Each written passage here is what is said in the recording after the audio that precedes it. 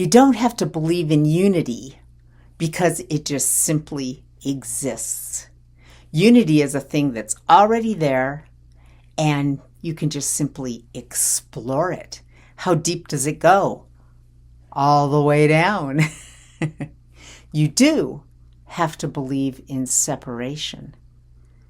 And it's a painful thing to pull yourself out of unity and into a feeling of separation. Children start out just with this instinct of unity.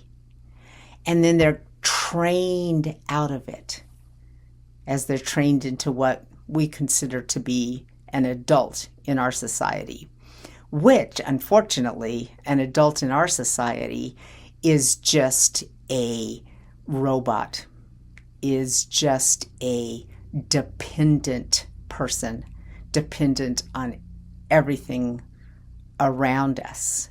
We have to maintain a false self in order to be an adult. Whereas thousands and thousands of years ago, our ancestors had to become a true self as they grew, had to know who they were in order to survive at all. We have a deep, deep history of unity because that is the way the human being was designed to be. That's our birthright. That's why you can just fall into harmony. You stop being unharmonious and boom, harmony is there. Just like the ecology of the earth, if we just simply stop destroying things, the earth just repairs. If we simply stop spewing too much carbon into the atmosphere will just repair and thrive. So we have to stop this imagination that we're separate. We are so interconnected. There is no way to find where one thing stops and another thing starts.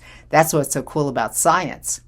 The more and more science delves into studying what they call reality, the more they find out that everything is intertwined. The way we are, the way we be, the way the world works.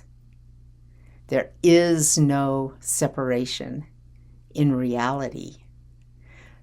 Step one, just start believing that. You probably already do. Step two, find out how deep it goes until it actually includes you.